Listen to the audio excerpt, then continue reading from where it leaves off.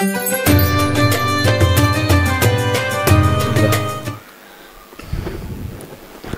hadratin Nabi Mustafa Muhammad Rasulullah sallallahu alaihi wasallam ala alihi wa sahbihi.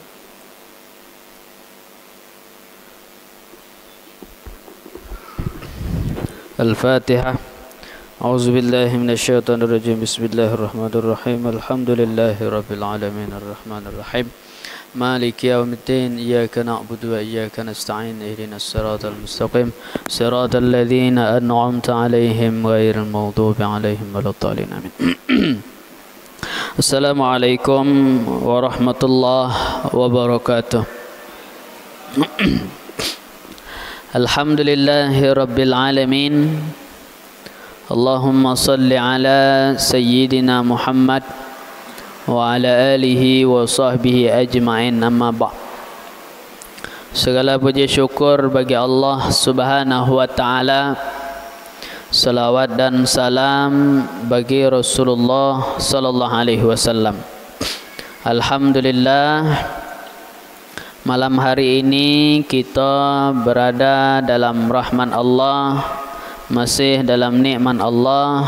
Semoga kita senantiasa diberi taufik hidayah oleh Allah Subhanahu wa ta'ala, agar kita senantiasa berada dalam taat kepada Allah. Amin ya rabbal alamin. Bapak Ibu yang dirahmati Allah Subhanahu wa ta'ala, malam hari ko kita lanjut kajian kita. Maka pada malam hari ini kita masuk pembahasan tentang masalah solat. Bismillahirrahmanirrahim. A'dzarus salati ithnani, naumu wa nisyan. Jadi baru ada uzur pada mengerjakan solat itu dua. Yang pertama dengan sebab tidur, yang kedua dengan sebab lupa. Maksud uzur di sini dalam arti kata di kondisi dua ini, maka tuntutan tentang kewajiban solat itu tidak dibebankan, dikarenakan kondisinya yang pertama tidur, yang kedua adalah terlupa. Namun di saat dia teringat, di saat dia telah terbangun daripada tidur, maka kewajiban itu kembali diwajibkan bagi orang yang lupa, bagi orang yang dalam keadaan tertidur. Maka disampaikan wa yaqdi syahsu ma fatahu min muwaqqatin wujuban fil fardi wa nadban fin nafli mata tadzakkarahu. Maka kalau seandainya di saat kita teringat, oh ternyata waktu solat sudah habis, maka berarti jatuh kepada kita solat qada. Kalau seandainya kita teringat waktunya belum habis, maka masih kita termasuk orang yang melakukan solat di dalam waktu. Maka bagi orang yang meninggalkan solat, wajib hukumnya mengqada solat yang wajib, dan sunnah mengqada solat yang sunnah. Tinggal solat zuhur, wajib qada solat zuhur. Kalau kita meninggalkan solat sunnah, misal sama sembahyang duha, solat duha tertinggal lah, masuk zuhur baru teringat kita bahawa kita belum solat duha, maka ini sunat untuk diqada. Jadi solat sunnah hukumnya diqada, solat wajib hukumnya diqada. Apa dalil bahawa mengqada salat ini? Dalilnya adalah hadis riwayat Bukhari Muslim yang berbunyi, man nama an salatin aw nasiyaha falyusalliha idza zakaraha. Siapa yang tertidur ataupun siapa yang lupa, maka di saat dia terbangun, di saat dia teringat, hendaklah dia melakukan solat. Maka berarti qada itu wajib kalaunya solat wajib. Kenapa demikian? Tinggal solat dengan sebab ada uzur baik wajib diqadha, apalagi kalau meninggalkan solat dengan cara sengaja, lebih diberatkan lagi untuk diqadha. Jadi ini namanya qiyas aulawi. Yang tinggal sebab tak sengaja be wajib diqadha, apalagi disengaja, maka lebih wajib lagi untuk diqadha. Ya, maka orang yang meninggalkan solat wajib untuk diqadha.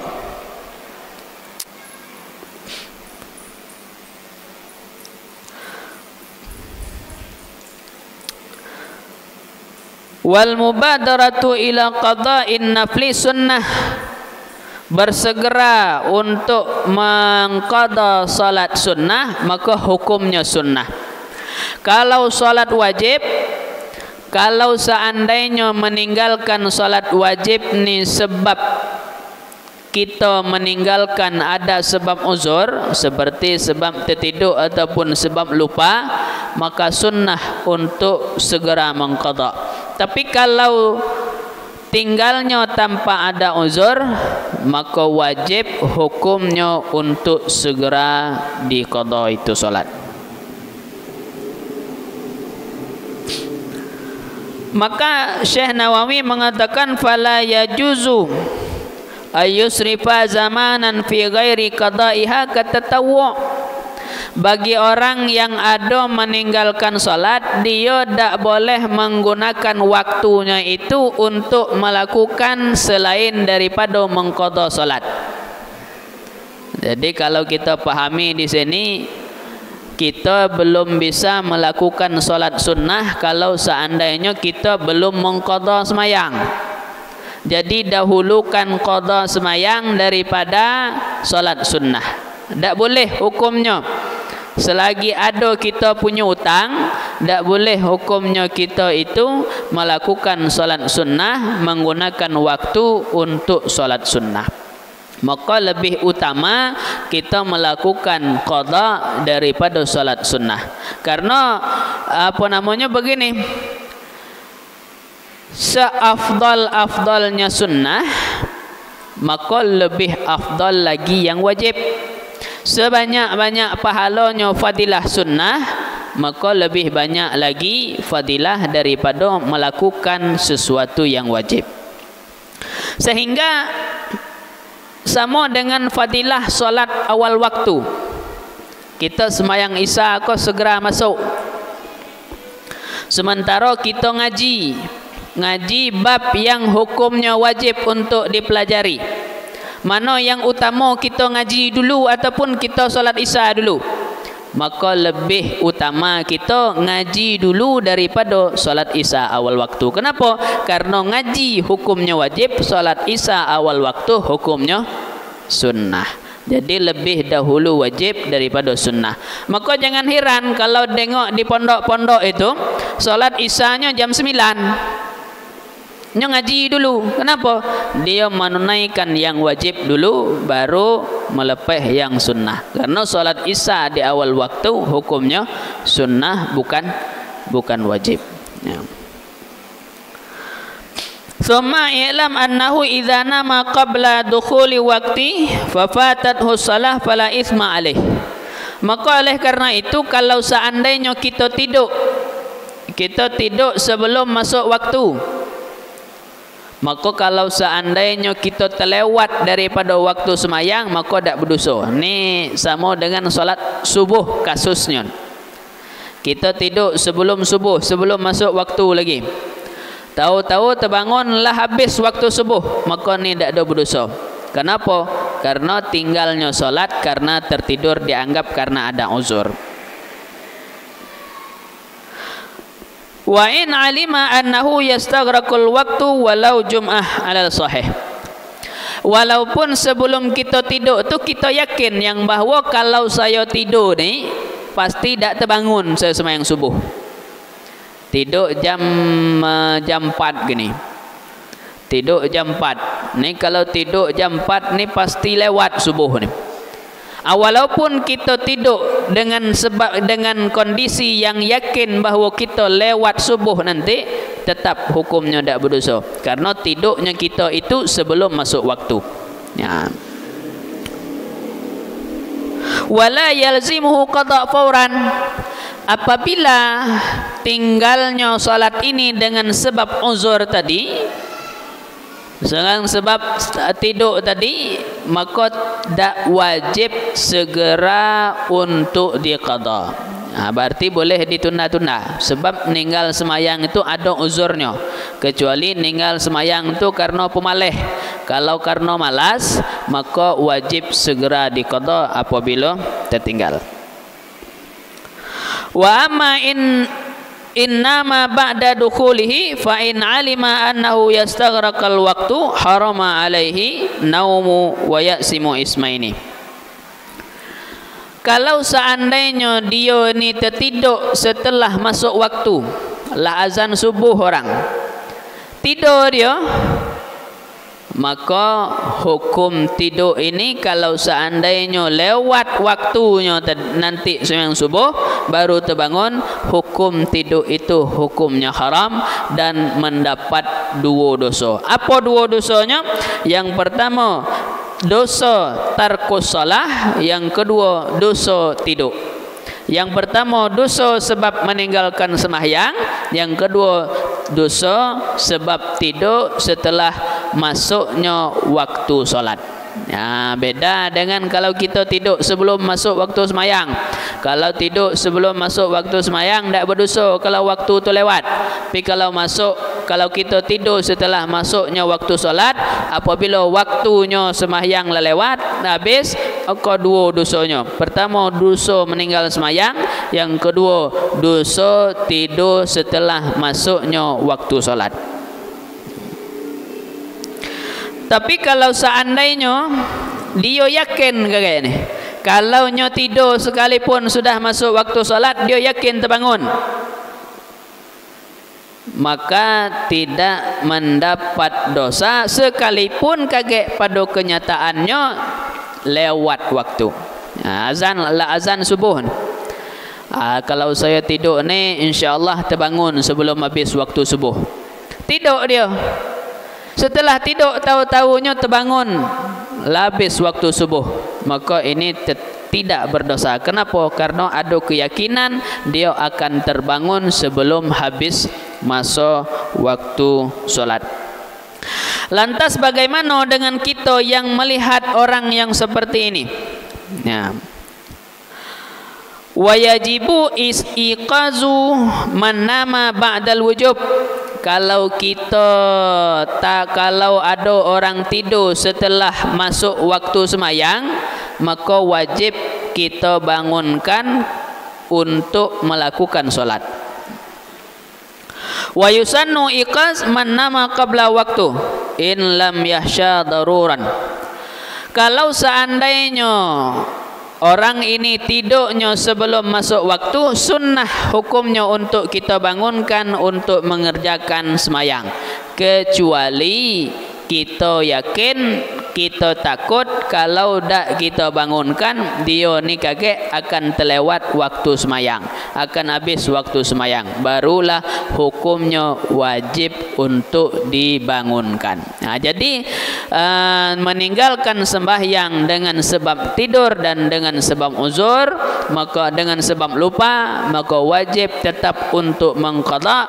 Apalagi meninggalkan sembahyang dengan cara sengaja, maka lebih wajib lagi untuk mengqada sembahyang. Kemudian syarat sembahyang taharatu hadasain. Yang pertama kita harus bersih daripada hadas.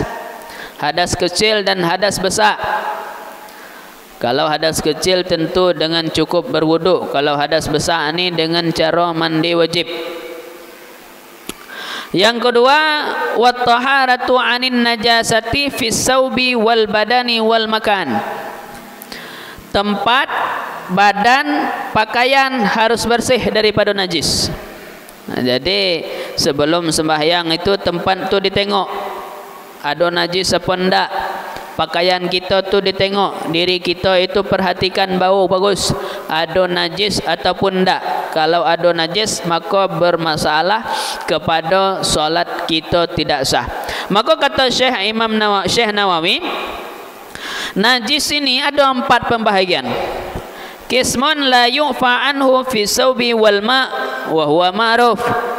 Ada najis yang tidak dimaafkan pada pakaian dan tidak dimaafkan pada air, yaitu seperti air kencing, kotoran, maka tidak dimaafkan pada kedua tempat ini. Ada yang dimaafkan pada pakaian dan air, yaitu seperti najis yang tidak terlihat, maka dimaafkan. Ada yang cuman dimaafkan yu'fa anhu fi saubi dunal ma', yaitu dimaafkan pada pakaian tapi tidak dimaafkan pada air, yaitu darah yang sedikit. Jadi kalau pakaian kita kena darah dikit, maka itu dimaafkan. Dalam arti dimaafkan, pakaian ni boleh untuk kita bawa semayang. Tetapi kalau pada air, kalau kondisi air itu kurang daripada 2 kulah, masuk darah walaupun sedikit, maka air ini sudah menjadi air yang najis, yaitu air yang terkena daripada najis. Nah, itu kalau pada air dan pada pakaian. Kemudian ada yang dimaafkan pada air tetapi tidak dimaafkan pada pakaian, seperti bangkai yang tidak mengalir darahnya di ketika kita bunuh, seperti nyamuk, lalat ataupun cicak. Ini kalau dia jatuh pada air yang kurang daripada 2 kulah, maka air ini tidak menyebabkan cicak tadi ataupun lalat ini tidak menyebabkan air menjadi najis. Dalam arti kata air ni sah untuk kita pakai untuk berwuduk. Tetapi apabila bangkai ni kena pada pakaian kita, seperti bangkai lalat, bangkai nyamuk, bangkai semut, ada pada tempat kita semayang, ada di dalam kantong baju, maka ini tidak dimaafkan. Dalam arti kata, kalau ada bangkai ini pada pakaian, maka solat kita tidak sah, ya, karena tidak dimaafkan pada pakaian. Kemudian yang ketiga, wasatrul aurati, yaitu menutup aurat. Yang pertama, menutup aurat itu adalah menutup daripada terlihatnya warna kulit. Jadi menutup dengan pakaian yang tidak nampak warna kulit. Ukuran kalau kita pakai baju itu kan tidak ada tahu ini kulitnya hitam apa putih. Tapi kalau seandainya pakai pakaian yang kanti bisa tahu, bisa nampak daripada, bisa tembus daripada pakaian ni, terlihat perbedaan kulit putih dengan hitam, maka pakaian ni tidak sah untuk dipergunakan untuk menutup aurat. Yang mana aurat? Kalau bagi ibu-ibu aurat dalam semayang, maka selain daripada wajah dan telapak tangan, maka wajah itu batasannya daripada tempat tumbuh bulu rambut panjang sampai ke dagu. Kemudian lebarnya dari anak telingok sampai anak telingok.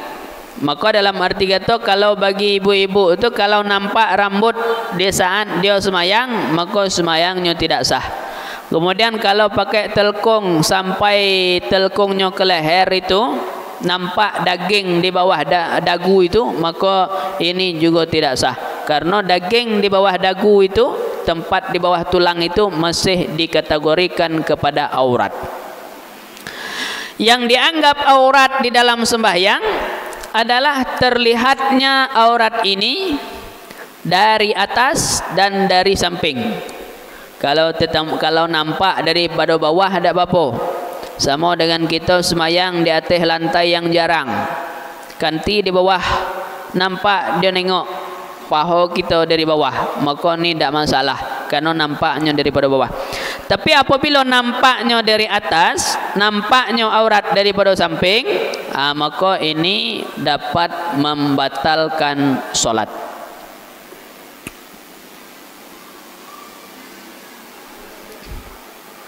Kemudian pakaian wa yusannu ayal bisa ahsana siyabihi. Kita sunnah untuk sembahyang itu memakai pakaian yang paling bagus yang kita punya. Pakai pakaian yang paling elok yang kita miliki. Kalau lebih-lebih lagi bagusnya pakai baju yang polos, yang tak ada warna-warni, yang tak ada berukiran. Maka pakai baju yang polos dan berwarna putih itu lebih baik.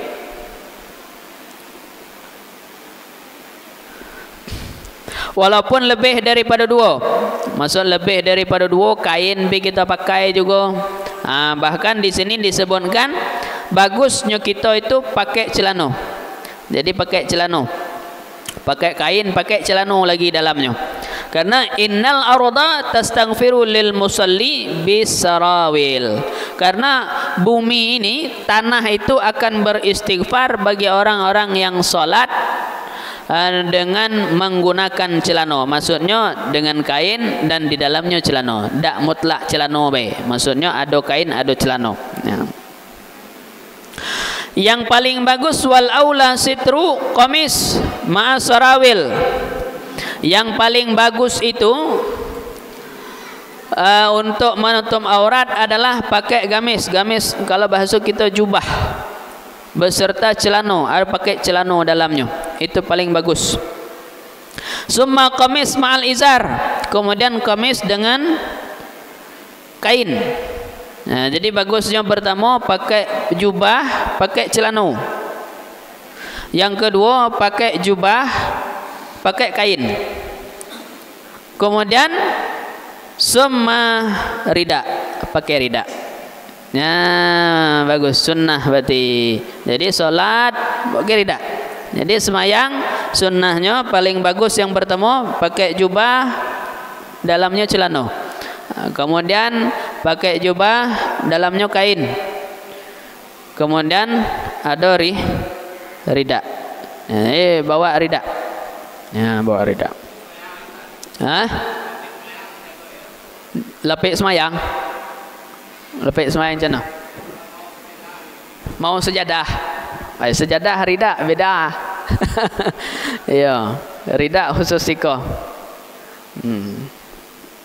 Nah, jadi itu termasuk sunnah itu. Jadi di saat kita pakai pakaian seperti itu, niatkan bahwa kita mengikuti sunnah. Di saat kita niat sebagai mengikuti sunnah, maka kita dapat pahala daripada sunnah. Wallahu alam bisawab. Sebelum kita lanjut, silakan yang ada yang ingin didiskusikan. Kalau bisa kami jawab. Kalau tidak bisa PR berarti. Silakan.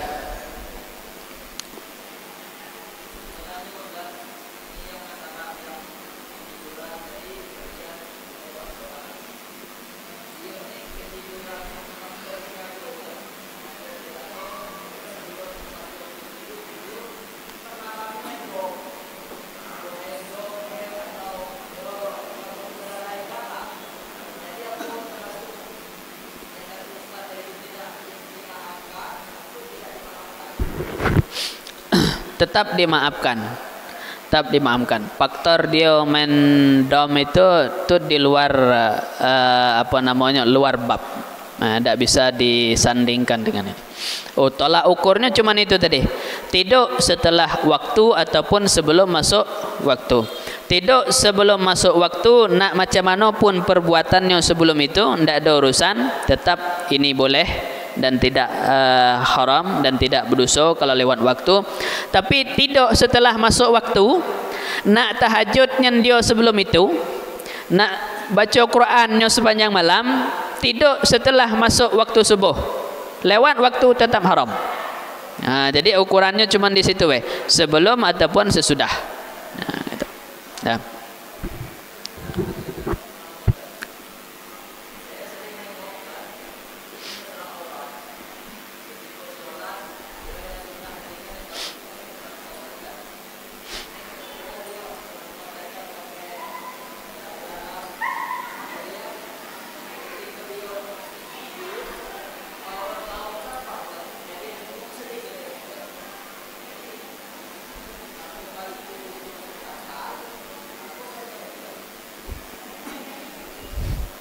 Ini kasus orang semayang pakai celana.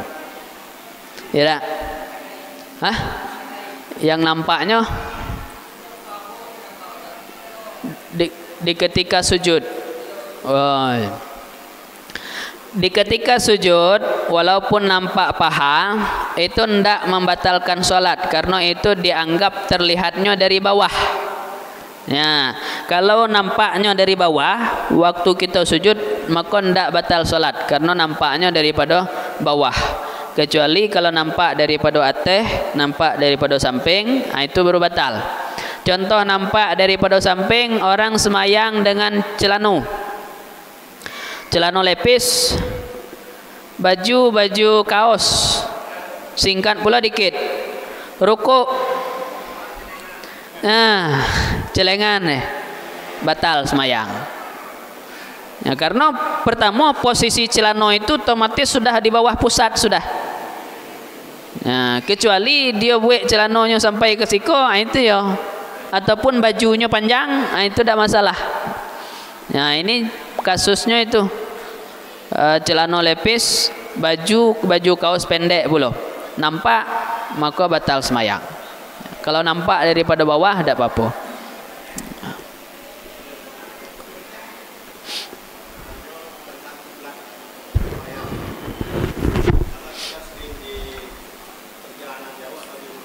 Ya.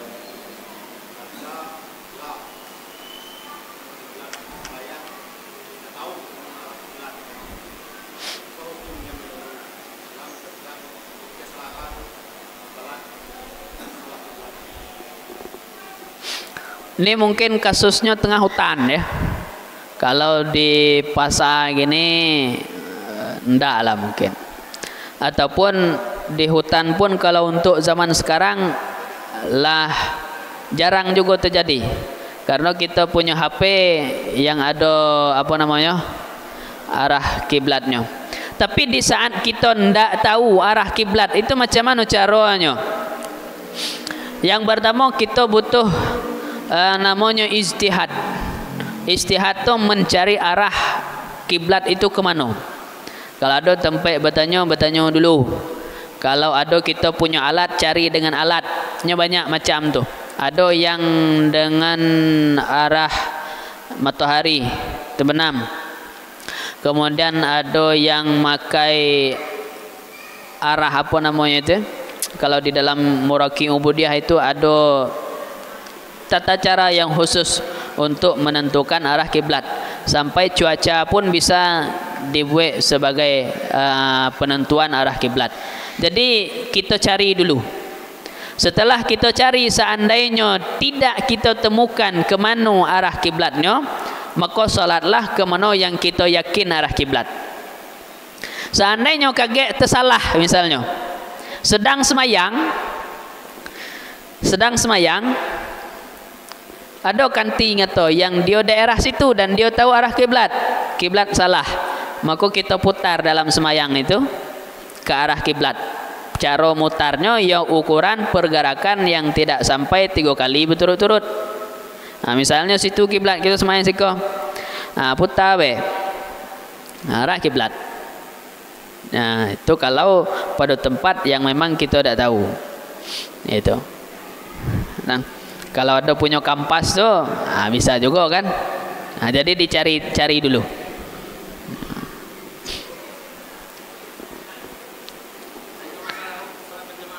Yap.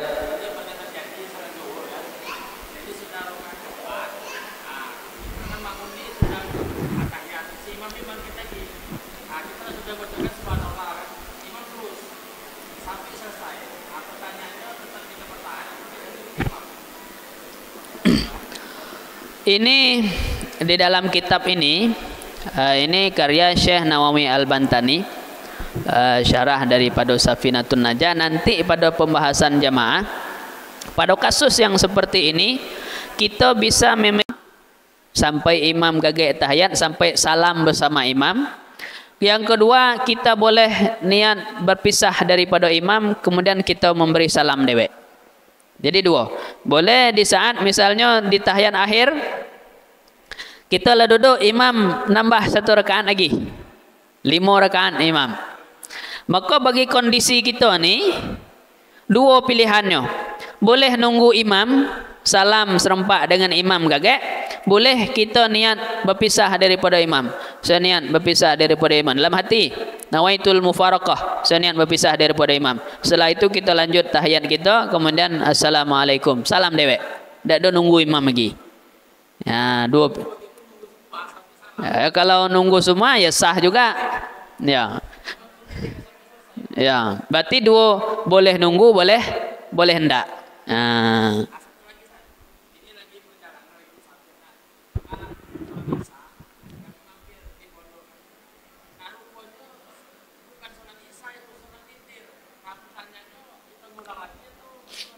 Lanjut. Ya. Karena boleh berbeda itu boleh. Boleh itu. Kita tetap lanjut solat kita, tetap lanjut solat kita dan tidak perlu ulang. Tak. Ya. Samalah dengan orang ikut orang lain ganti sembahyang sunnah, nya sembahyang fardu. Ya. Ganti qobliyah subuh, nya sembahyang fardu subuh. Ikut imam qobliyah subuh. Maka solatnya tetap sah. Ya. Tidak perlu diulang lagi. Wallahu a'lam.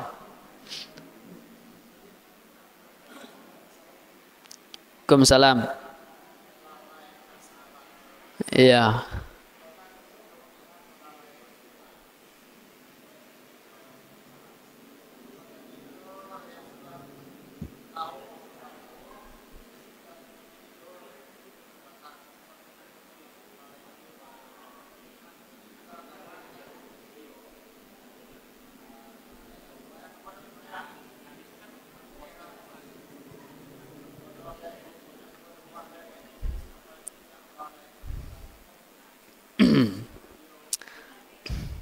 Kalau melalaikan solat, otomatis hukumnya haram. Jadi maksud fawailul lil musallin ni, orang yang melalaikan solat, orang yang meninggalkan semayang. Meninggal semayang maka otomatis haram. Tetapi kalau menunda ada masalah. Karena solat awal waktu hukumnya sunnah saja. Dia tu tidak agak loh. Yang penting dia solat. Itu tidak masalah. Tak haram hukumnya.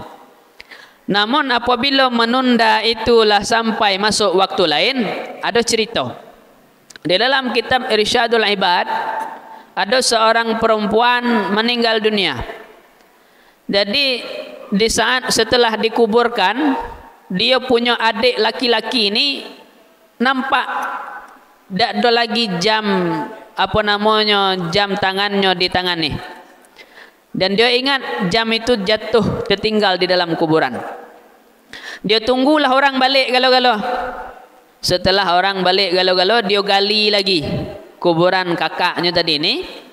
Baru sampai di papan penutup tanah itu, maka dia tengok api itulah menjadi dalam tu. Lah terbakar dalam tu. Maka dia tutup dengan segera, dia pergi balik ke rumah, ngadu dengan maknya perihal kakaknya. Apa jawaban maknya? Dosa yang kakak engkau lakukan adalah dengan sebab menunda solat. Tunggu dulu. Waktu habis, kau siksanya. Nah, kalau nunda solat sampai habis waktu, otomatis haram. Nah, itu sebagai kisah hikayatnya.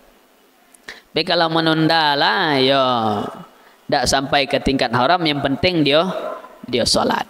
Cuman tidak dapat sunnah solat awal waktu baik. Itu. Wallahu a'lam. Ya. Dah.